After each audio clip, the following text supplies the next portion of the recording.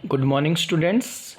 SST seventh class geography में हम fifth chapter, हमारा जो फर्स्ट सेम का लास्ट चैप्टर है वो कर रहे थे, जिसका नाम था जल। इस चैप्टर के हम कुछ टॉपिक्स जो थे वो रीड कर चुके थे। हमने देखा कि हमारी जो पृथ्वी है वो जल से ढकी हुई है, और उसमें हमने ये पढ़ा कि जो जल मौजूद है उससे क्या होता है, उसके अंदर जल चक्कर बनता है। और जल चक्कर को पढ़ने के साथ साथ फिर हमने ये देखा कि हमारी पृथ्वी पर जो जल की मात्रा है, जो जल है वो किस तरह से वितरित है, किस तरह से बटा हुआ है।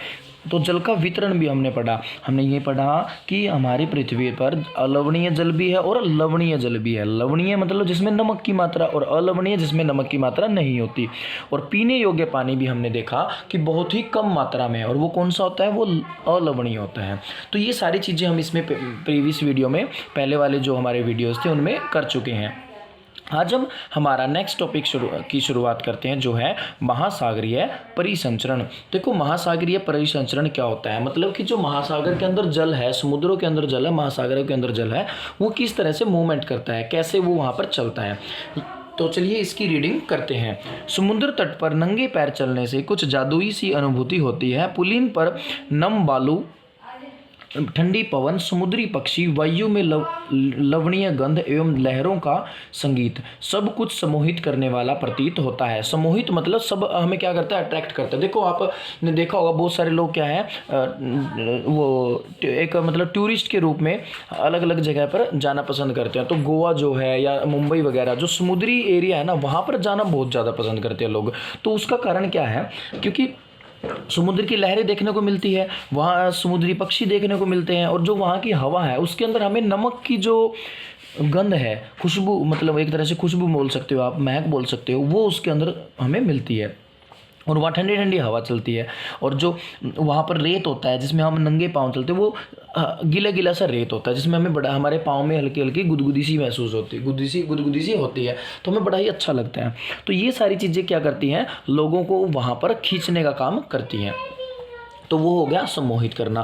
ताल व एवं झील के शांत जल के विपरीत महासागरीय जल हमेशा गतिमान रहता है। आपने तालाब देखा होगा या झीलें वगैरह देखी होगी, उसमें जो पानी होता है ना, वो क्या करता है, उसमें कोई मोमेंट नहीं होती, उसमें कोई गति वगैरह नहीं होती, वो एक ही जगह खड़ा रहता है और शांत रहता है। लेकिन उसके उल्टे जो महासागर का जल होता है वो गतिमान रहता है, उसमें मूवमेंट होती रहती है, उसमें गतियां होती रहती हैं। यह कभी शांत नहीं रहता। महासागर की गतियों को इस प्रकार वर्गीकृत कर सकते हैं जैसे तरंगे, ज्वार भाटा एवं धाराएं। तो मतलब जो ये महासागर है, इसके अंदर जो गतियाँ होती हैं, मोमेंट्स होती हैं, उनको हमने मेनली यहाँ पर 3 कैटेगरी में डिवाइड कर लिया। एक तो तरंग, एक ज्वार भाटा और एक धारा। ठीक है, हम सबसे पहले जो पढ़ेंगे वो किसके बारे में पढ़ेंगे, वो पढ़ेंगे हम तरंग के बारे में, कि जो तरंग होती हैं वो क्या होती हैं। देखिए, जो तरंग है, तरंग क्या होती हैं, समुद्र तट पर गेंद से खेलते समय जब गेंद जल में गिर जाती है तो क्या होता है। यह दृश्य बहुत ही मनोरंजक होता है।